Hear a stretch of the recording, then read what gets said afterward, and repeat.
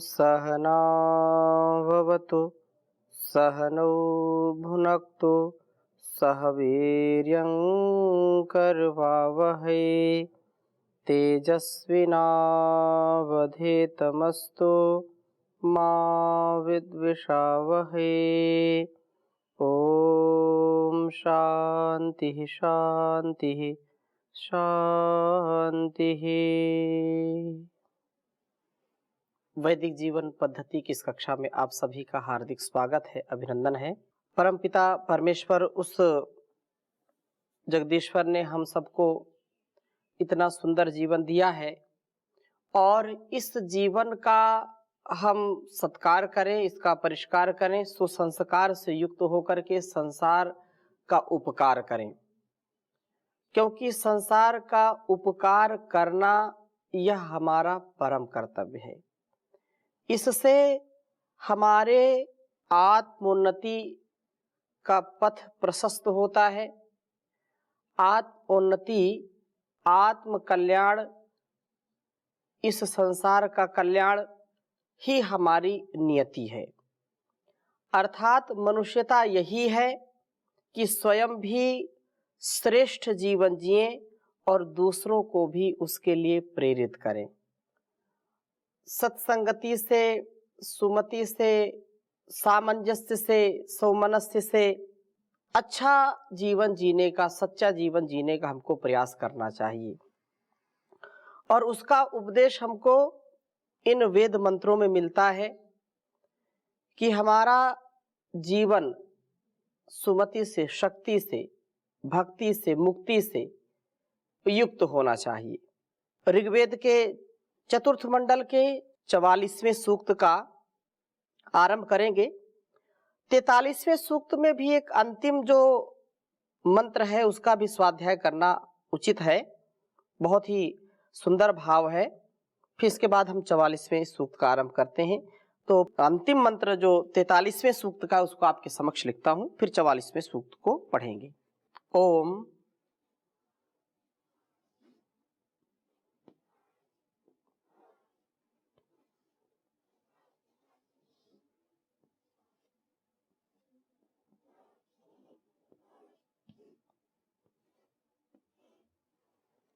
इहेह यद्वाम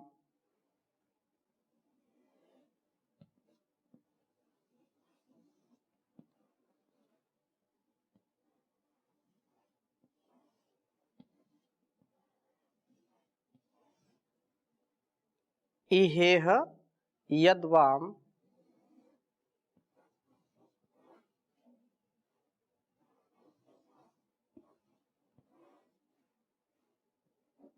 समना पपृक्षे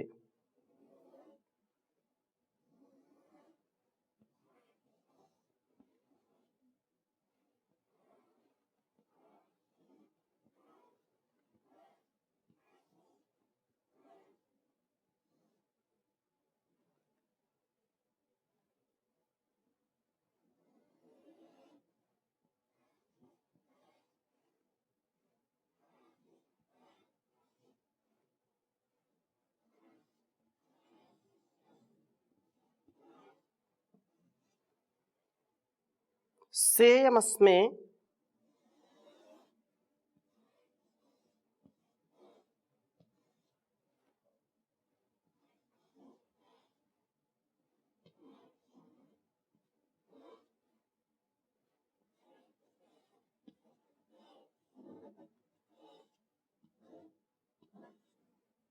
सेमस्मे सुमतिर वाजरत्ना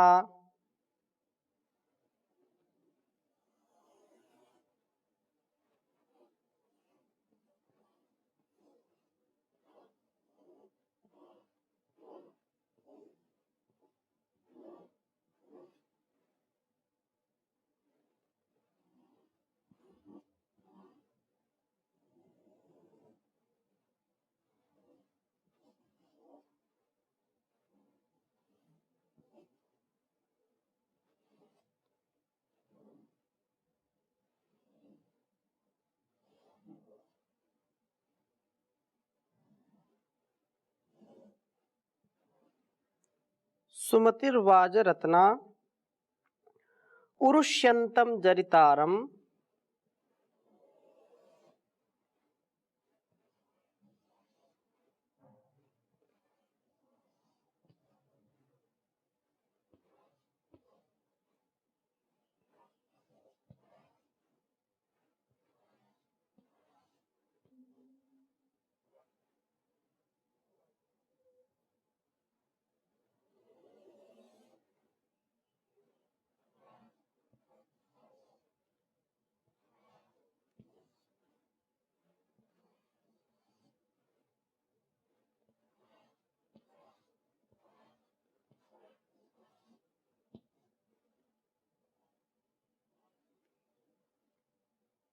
युवम हा श्रितः।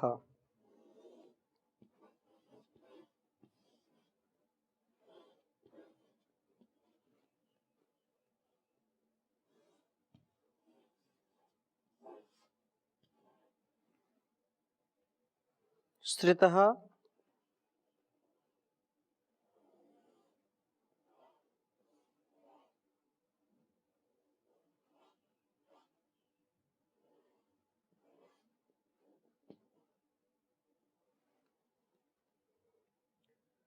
कामो न सत्या युवदृक्।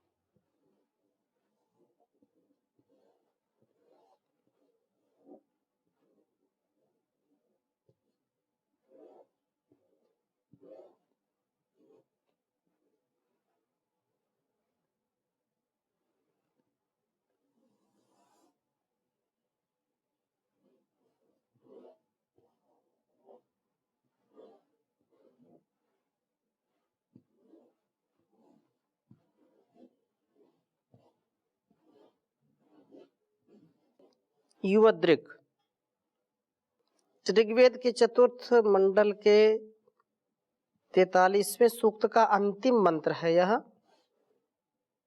7वां मंत्र। ओम इहेह यद्वाम समना पपृक्षे सेयमस्मे सुमतिर्वाज रत्ना उरुष्यंतम जरितारम युवम हा श्रितः कामो नासात्या युवदृक्। ओम इहैह यद्वाम समना पपृक्षे सेयमस्मे सुमतिर्वाज रत्ना उरुष्यंतम जरितारम युवम हा श्रितः कामो नासत्या युवदृक्। बहुत सुंदर भाव इस वेद मंत्र का है। कहा है कि हे समना, सम अन प्राणी, सम्यक प्राणित करने वाले प्राणापानों, सम्यक रूप से शरीर मस्तिष्क को शक्ति प्रदान करने वाले। समना अन्न प्राण ने जो प्राणित करता है, जो हमको हर प्रकार से विकसित करता है, हमारे सामर्थ्य को बढ़ाता है। इह इस जीवन में और इस जीवन में ही, 2 बार प्रयोग किया है। इहेह अर्थात इह इसी जीवन में ही, इसी जीवन में, अन्य में नहीं। यद जब वाम पपृक्षे मैं आपके संपर्क में आता हूं, अर्थात आपकी साधना में प्रवृत्त होता हूं, तो सा इयम वह यह अस्मे हमारी सुमति कल्याणी मति वाज रत्ना शक्ति रूप रमणीय धन वाली होती है। आपकी साधना से जहां मुझे बुद्धि प्राप्त होती है, वहां मुझे शक्ति भी मिलती है। आपकी ही शक्ति से मैं शक्ति संपन्न हूं। आपका ही विशेष रूप से यह जो सामर्थ्य मेरे अंदर कार्य कर रहा है। सुमति परम आवश्यक है। क्योंकि बिना सुमति के व्यक्ति ठीक ठीक राह पर नहीं चल सकता है। सुमति के लिए स्वाध्याय आवश्यक है, वेदों का स्वाध्याय हम करें। सुमति के लिए अच्छे लोगों का संग चाहिए। सुमति के लिए साधना की आवश्यकता है। सुमति के लिए अच्छा आहार होना चाहिए। अच्छा आहार का मतलब सात्विक आहार। जो सात्विक आहार ग्रहण करते हैं, सात्विक जीवन वाले होते हैं, सात्विक लोगों की संगति करते हैं और स्वाध्याय, सत्संग, सेवा, साधना, ये अनेक उपाय हैं अच्छी तेजस्विनी प्रज्ञा का, बुद्धि का, जो मार्ग प्रशस्त करते हैं। हम वास्तव में कल्याणी मति वाज रत्ना शक्ति रूप रमणीय धन वाली होती है। आपकी साधना से हमें उत्तम बुद्धि की प्राप्ति होती है और उत्तम बुद्धि के साथ साथ उत्तम शक्ति की प्राप्ति होती है। हम प्राण साधना से बहुत अद्भुत शक्ति से युक्त हो जाते हैं। यह पूरा सूक्त प्राण साधना के ऊपर ज्यादा बल दे रहा है, चाहे पिछले मंत्र भी रहे हों। प्राण साधना से ही व्यक्ति की सभी समस्याओं का समाधान हो सकता है और कोई दूसरा उपाय नहीं है। इसलिए प्राण की शक्ति अपार शक्ति है। युवम, आप दोनों प्राण और अपान जरितारम, स्तोता को जो आपकी स्तुति प्रार्थना उपासना करता है, आपका जीवन में आदर करता है, अनुष्ठान करता है, निश्चय से उरुष्यंतम, आप रक्षित करो। निश्चय से ही हमारी हर प्रकार से रक्षण सुरक्षा की व्यवस्था करिए प्रभु। ना सत्या, सब असत्य को हमारे से दूर करने वाले प्राणापानो कामः, हमारी इच्छा युवदृक आपकी ओर से आने वाली होती हुई श्रितः हमें प्राप्त होती है। अर्थात हमें आपकी ही साधना का विचार हो, हम प्राणायाम की रुचि वाले बनते हैं। प्राणायाम की रुचि यदि मन में है और प्राणायाम का कोई अनुष्ठान करता है तो निसंदेह वह इस संसार के माया जाल में, इस संसार के वासना में, राग में, आसक्ति में नहीं फंसता है। और यदि उसका जीवन भोगमय है, उसका जीवन योग से दूर दूर भागता है, व्यक्ति आलस्य प्रमाद करता है, योग करने में प्राण साधना का जो है अनुष्ठान नहीं करता है, प्राण साधना के लिए समय नहीं निकालता है, तो अनेक प्रकार के रोगों से ग्रस्त हो जाता है व्यक्ति। मानसिक रोग भी होंगे, शारीरिक रोग भी होंगे, सामाजिक रोग भी होंगे, पारिवारिक, आर्थिक, हर प्रकार के संकट उसको झेलने पड़ेंगे, उसको अनेक प्रकार के कष्ट सहने पड़ेंगे। इसलिए यहाँ जो सुंदर बात कही है कि प्राण साधना से सुमति और शक्ति की प्राप्ति होती है, इसमें कोई संदेह नहीं है। उत्तम बुद्धि, उत्तम साधन, उत्तम शक्ति से हम युक्त हो जाते हैं, रोगों से, भोगों से मुक्त हो जाते हैं। यह हमारी कामना होनी चाहिए और यही हमारी कामना होती है कि हम प्राण साधना करने वाले बने, हम सच्चे योगी बने, सबके लिए सहयोगी बने, सबका मान सम्मान करें, किसी का अपमान ना करें। तो यह भाव अत्यंत महनीय हमारे लिए हो जाता है। संसार में व्यक्ति का स्वभाव बदलना, उसकी प्रकृति का परिवर्तन करना, उसके मन मस्तिष्क का जो स्वभाव है उसको परिवर्तन करना बड़ा कठिन कार्य है। संस्कारों को बदलना इतना सरल नहीं है। स्वभाव को बदलना इतना सरल नहीं है, परंतु जो साधना करता है, जो स्वाध्याय करता है, प्राणायाम करता है, उसके जन्म जन्मांतरों के कुसंस्कार भी क्षीण हो जाते हैं, नष्ट हो जाते हैं। वह व्यक्ति सुसंस्कार से युक्त हो जाता है, उसका स्वभाव भी अत्यंत दिव्य भव्य हो जाता है। इसलिए स्वभाव में यह अवश्य होना चाहिए कि हम सुमति से युक्त हों और शक्ति से युक्त हों, क्योंकि शक्तिहीनता, बुद्धिहीनता व्यक्ति को पतित कर देती है। जिसके अंदर शरीर का बल नहीं है, जिसके अंदर मनोबल नहीं है, जिसके अंदर आत्मबल नहीं है, जिसके अंदर बुद्धि बल नहीं है, वह व्यक्ति जीते जी पशु के समान है।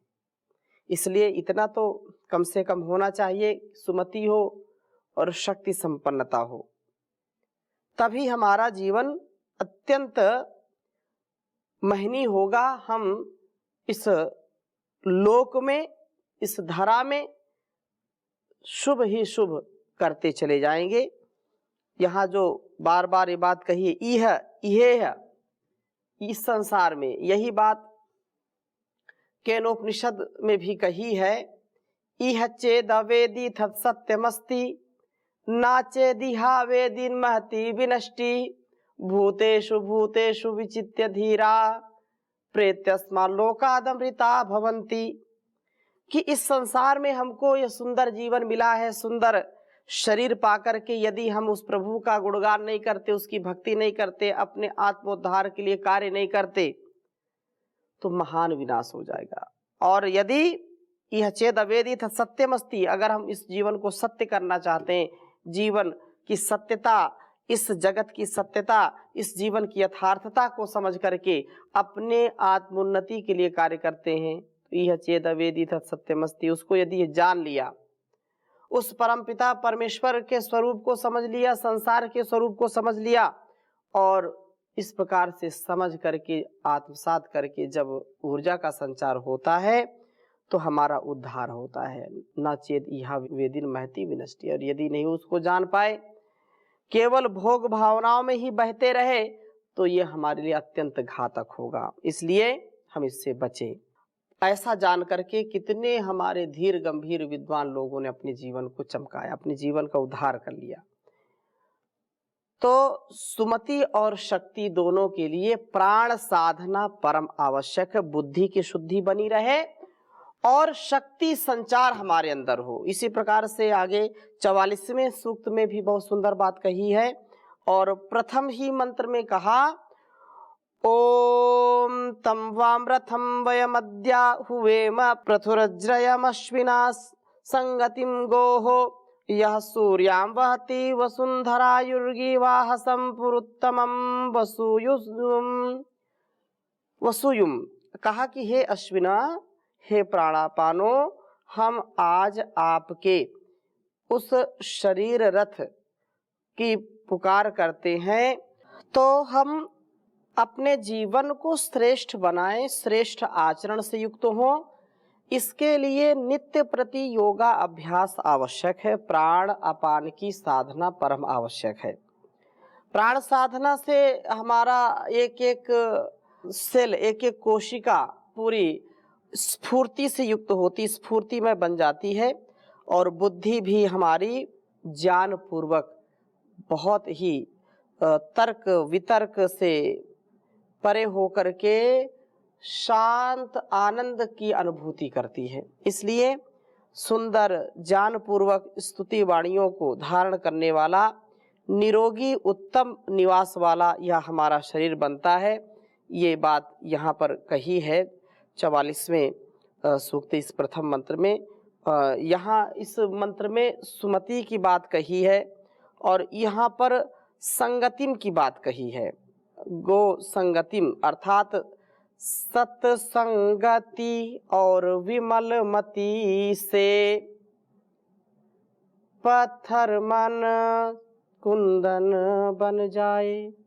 यह जीवन हमारा अत्यंत महनीय हो जाता है। इसलिए संगतिकरण परम आवश्यक है। सत्संगति से, सज्जना नाम संगति सत्संगति कथ्यते, सज्जनों की संगति ही वास्तव में सत्संगति कहलाती है और सत्संगति से ही हमारा जीवन प्रगति की ओर जाता है, दुर्गति से बचता है। जब व्यक्ति अपने उत्तरदायित्वों का निर्वहन करता है तो उसको अत्यंत संवेदनशील भी होना है, अत्यंत निर्मल भी बनना है और सबल भी बनना है। निर्बल दुर्बल नहीं बनना, सबलता से युक्त, सफलता से युक्त जीवन होना चाहिए। इसलिए प्राण अपान की साधना से सुमति की प्राप्ति है, शक्ति की प्राप्ति है। बुद्धि हमारी ज्ञान वाणियों का संचय करने वाली है, कल्याणी वेदवाणी का स्वाध्याय करने वाली है, ज्ञान किरणों के मेल वाला, शक्ति के कारण गति वाला प्रकाशमय जीवन बनता है। इसलिए हम ऐसा जीवन जिए। सत्संगति और विमल मति से पत्थर मन कुंदन बन जाए, नीरस सा टुकड़ा शीशे का, नीरस सा टुकड़ा शीशे का, हाथों का कंगन बन जाए। सत्संगति और विमल मति से एक सपूत मिटा सकता है इतिहासों के काले धब्बे, एक सपूत मिटा सकता है इतिहासों के काले धब्बे। चंदन के एक ही बूटे से, चंदन के एक ही बूटे से सारा वन चंदन कहलाए। सत्संगति और विमल मति से जीवन का कल्याण छिपा है, केवल संतों की वाणी में जीवन का कल्याण भरा है, केवल संतों की वाणी में। ऋषि दयानंद की संगति में, ऋषि दयानंद की संगति में अमी चंद पावन बन जाए। सत्संगति और विमल मति से पत्थर मन कुंदन बन जाए। सूरज की किरणों से मिलकर अगम सिंधु का खारा पानी, सूरज की किरणों से मिलकर अगम सिंधु का खारा पानी, मोती बने कपूर सुगंधित, मोती बने कपूर सुगंधित, जन जीवन तन मन बन जाए। सत्संगति और विमल मति से पत्थर मन कुंदन बन जाए, जग जीवन तन धन बन जाए। ये जीवन हमारा नीरसता से सरसता की ओर जाता है, हमारे जीवन में सुख शांति आनंद की अनुभूति होती है। तो इन्हीं शुभकामनाओं के साथ आज की कक्षा को यहीं पर विराम देंगे। शेष चर्चा अगली कक्षा में करेंगे। ओम शांति शांति शांति।